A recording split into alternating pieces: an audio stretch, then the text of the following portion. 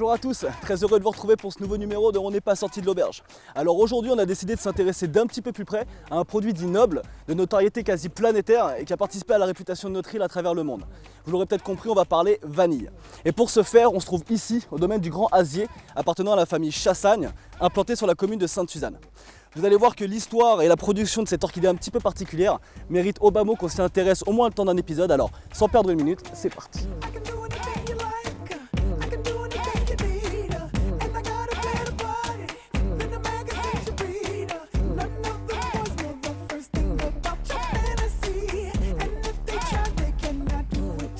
Bonjour Bertrand.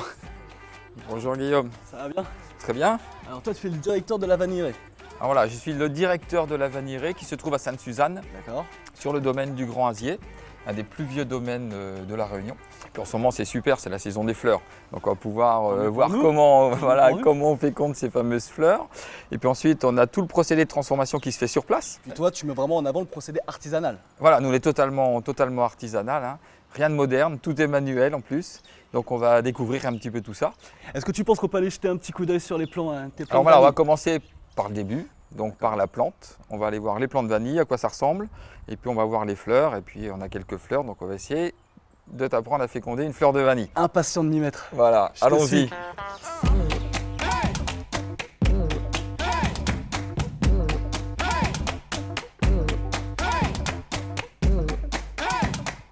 La vanille, elle n'est pas originaire de la Réunion, elle est originaire en fait du Mexique. D'accord. Voilà. Alors au Mexique, c'est une petite abeille, la mélipone, qui féconde les fleurs et puis parfois aussi un colibri. D'accord. Et Alors on a ni l'un ni l'autre à La Réunion. Alors voilà le problème, on a bien des abeilles à la Réunion. Bien sûr, parce qu'on fait du très bon miel, mais nos abeilles sont juste trop grosses pour pénétrer à l'intérieur de la fleur et donc elles ne peuvent pas faire le boulot. Et donc du coup on utilise une technique bien particulière. Voilà. Alors sauf qu'il a fallu attendre 1841 pour qu'Edmond Albius, donc un petit esclave de 12 ans originaire de Bellevue à Sainte-Suzanne, découvre le procédé de pollinisation manuelle. Et la fleur, lorsqu'elle s'ouvre, en fait, ne vit qu'une journée. Le lendemain, elle sera morte. Ce qui fait qu'on va devoir passer tous les jours dans la plantation, pendant 3 mois, à peu près du mois de septembre au mois de décembre, pour féconder une à une toutes les fleurs qui vont sortir le matin même. Ouais, donc ce qui rajoute au caractère un peu capricieux de la vanille, c'est-à-dire que même la fleur n'apparaît qu'une seule journée.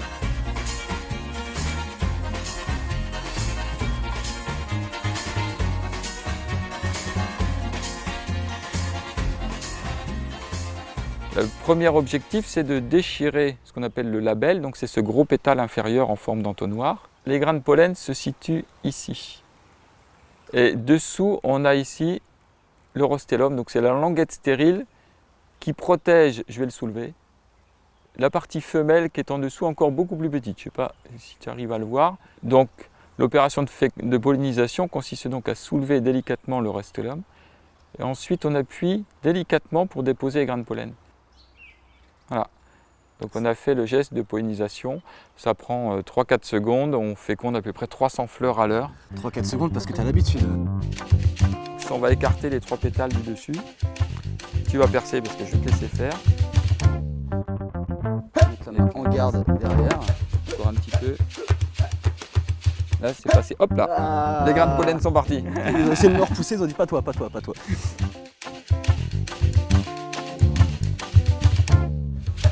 Du coup, une fois que les 9 mois sont passés, à quoi est-ce qu'on va reconnaître une gousse qui est prête à être récoltée?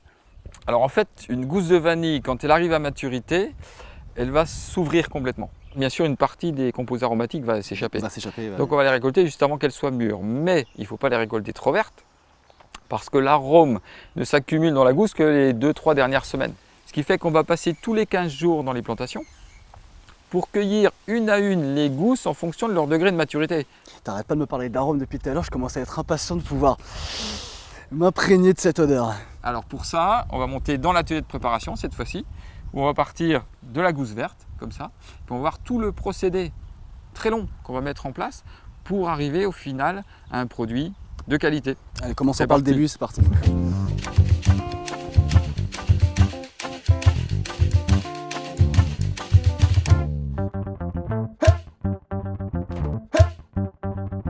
On va faire ce qu'on appelle l'échaudage de la vanille. Donc on va les tremper dans l'eau chaude pour leur permettre de ne plus s'ouvrir. Donc en les tuant, on bloque le processus naturel d'ouverture. On arrête la végétation en fait. Voilà, on arrête la végétation et puis on va permettre à l'arôme ensuite de se développer. Donc là, on a mis ça dans un panier, on a fait chauffer l'eau. Est-ce qu'il faut une température particulière ou alors c'est juste de l'eau chaude? On affine, on ne chauffe pas tout à fait les mêmes températures en fonction des communes d'où viennent les vanilles. Parce que les gousses de Saint-Philippe n'ont pas la même consistance que les gousses de Saint-André. Alors on va d'abord aller vérifier la température. Vous savez que tout ça fait très scientifique, mais en fait quand on se penche un petit peu, viens voir d'ailleurs, et qu'on regarde en dessous, tout de suite ça fait un petit peu plus couleur locale. On se croirait un pique-nique un dimanche sur la route du Maine. C'est bon, on y est. Donc là tu as combien exactement? Ah, ça je ne le dis pas. Secret de fabrication. Et on monte les marches. On va les tremper une fois. On va remonter, retremper une deuxième fois. C'est pour homogénéiser un peu la température. Et là, chronomètre. C'est parti pour 3 minutes.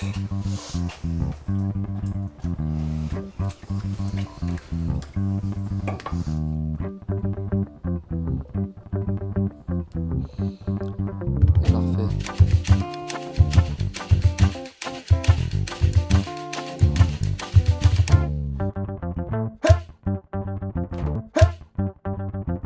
On va les laisser à l'intérieur pendant 24 heures.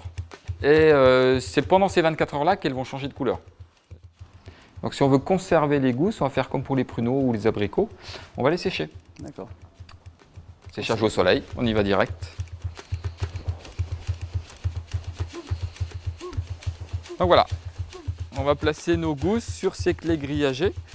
Plus je suis en train de découvrir le processus, plus je me dis que j'adorerais être une gousse de vanille, quoi. C'est-à-dire que tout le monde prend bien soin de toi, tu finis par un petit bain genre sauna, ensuite on t'enrubane dans des couvertures, tu as droit à une longue sieste, et tu finis par un petit bain de soleil. Honnêtement, il y a pire quand même. Alors pourquoi est-ce qu'on les met au soleil? Ça va les sécher. Ouais, on a l'évacuation de la flotte. Deuxième intérêt du soleil, il va faire bronzer nos gousses. Dernier intérêt du soleil, et qui pour moi est quand même le plus important, c'est le côté assainissant. Il peut y avoir des champignons, des bactéries qui traînent sur les gousses à l'extérieur. 15 jours au soleil, 5 à 6 heures par jour, les ultraviolets vont dégager tout ça, et ce qui fait que c'est totalement sain et qu'il n'y a aucun souci sanitaire quand on mange de la vanille, quel que soit le pays d'où elle vient. Une fois par jour, on reprend nos gousses comme ça, et on les retourne. Je vais te filer un petit coup de main.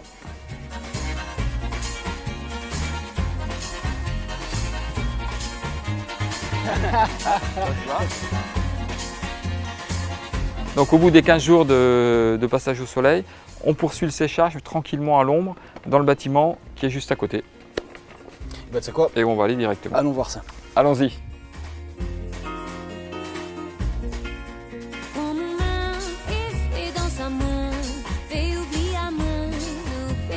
Du coup, comme tu me disais, après 15 jours de séchage au soleil, on va les réserver dans cette pièce et on va terminer à finir un peu le séchage. Voilà, sinon elles sèchent trop vite, elles deviennent cassantes. Donc on va les sécher dans cette salle. C'est en fait un séchoir et on va placer nos vanilles non plus sur des clés en bois, mais sur des clés grillagées pour que l'air puisse circuler librement. Mais évidemment, comme elles n'ont pas le même calibre au départ, on a vu tout à l'heure entre les Mexiques ou les autres, elles ne vont pas sécher à la même vitesse. Et notre travail va consister à repérer les vanilles qui sont sèches et celles qui ne sont pas encore sèches. Alors, voilà. Tu vas faire une séparation à ce moment-là? Voilà, et ça c'est exactement ce qu'est en train de faire Quentin. Donc voilà. Bonjour Quentin. On transforme ici 500 000 gousses par an. Et c'est Quentin qui gère absolument tout. Hein. C'est lui qui. Les 500 000, c'est lui. Alors les 500 000, on les trie en moyenne 3 fois, parce que ce qui n'est pas séché ici repart en séchage et retrie à nouveau jusqu'à temps qu'elle soit sèche. Donc on fait 1 500 000 manipulations, les prenant une à une dans les mains pendant la saison. La dernière étape consiste à… Alors on va les mettre dans les malles de maturation, où elles vont pouvoir développer leur parfum. Et là je vais préparer mon nez. Voilà. Donc là, elles ont encore continué un petit peu à sécher. Mais une vanille de qualité, voilà, les 3 critères. Elle doit être noire, souple, on peut faire un nœud sans que ça casse, et huileuse. Donc voilà, là, elles sont restées une année complète dans la caisse. Et là on arrive à la fin. Là, on arrive dans la fin. Donc elles vont être prêtes à commercialiser, mais il y a encore une étape avant la commercialisation, ça va être le calibrage et la mise en boîte.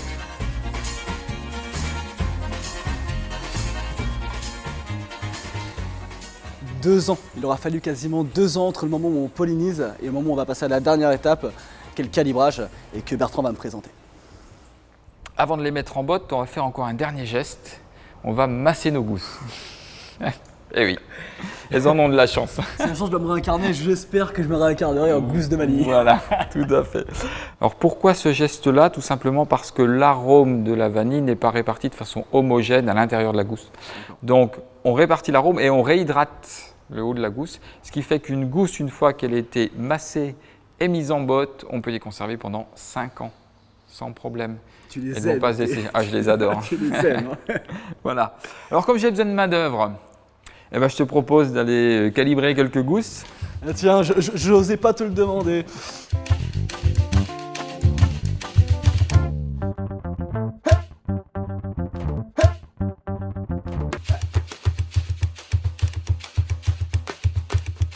Quel est ton parcours? Qu'est-ce qui... En parcours, moi, au départ, Cheminement. je suis ingénieur agronome. J'ai fait mes études à Bordeaux.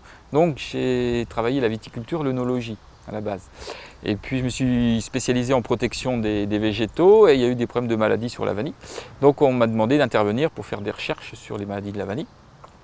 Et puis, de fil en aiguille, je suis tombé amoureux de la vanille, de la Réunion, donc forcément, je suis resté. Et puis, j'ai travaillé pendant un certain temps, une vingtaine d'années, dans une coopérative. Et c'est là que j'ai vu qu'il y avait ce décalage en disant, en gros, on reste sur nos acquis, puis on n'avance plus, quoi. Et pour moi, la vanille, c'est pas ça. Il y a plein de choses encore à découvrir, à développer. Donc, j'ai créé avec 4 associés la Vanirée en 2009 pour pouvoir mettre vraiment en application toutes les idées qu'on avait. Nous, l'idée, c'est de différencier des terroirs entre les vanilles de Saint-Philippe, Sainte-Rose ou Saint-André. Et puis, ce faisant, on a présenté ça à des grands chefs comme M. Rollinger et qui ont dit « Ouais, mais c'est génial ce que vous faites parce que là, on a des notes différentes et ça, c'est ce qui nous intéresse. » Il y a une dizaine d'années, pour tout le monde, quasiment, la vanille, c'était has-been, on ne gagnait pas sa vie dedans. Et puis, ce serait comme le géranium ou certaines zones culture, ça allait disparaître quasiment. Et voilà, donc nous, on est en train de recréer quelque chose et de réinciter les gens à produire. Je te remercie pour tout. Je te remercie pour cette immersion dans le monde de la vanille réunionnaise. Pour ce petit voyage dans le temps aussi d'ailleurs. Voilà, donc je t'invite à repartir avec une botte de nos vanilles et comme ça tu pourras apprécier. J'apprécie, mais je suis pas certain que je vais être capable de lui donner autant d'amour que toi. Mais je te promets de faire mon maximum. Allez, je te fais la bise. Voilà, moi je repars travailler. Puis moi je vais faire un petit tour, il y a plein de choses à voir dans le coin. Allez, bye bye, bye.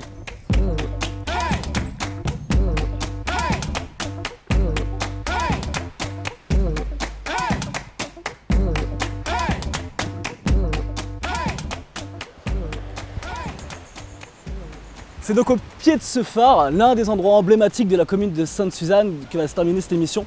Alors vous l'aurez compris, la vanille est un sujet extrêmement vaste qui regroupe des thèmes aussi variés que l'histoire, la science ou l'agriculture. Quoi qu'il en soit, si vous souhaitez découvrir ou redécouvrir l'histoire et peut-être même le futur de cette orchidée, je vous donne l'adresse, ça se passe à la Vanirée, ici sur la commune de Sainte-Suzanne. Moi je vous laisse avec ce magnifique point de vue sur la côte est de la Réunion et on se retrouve très très vite sur les routes. A plus.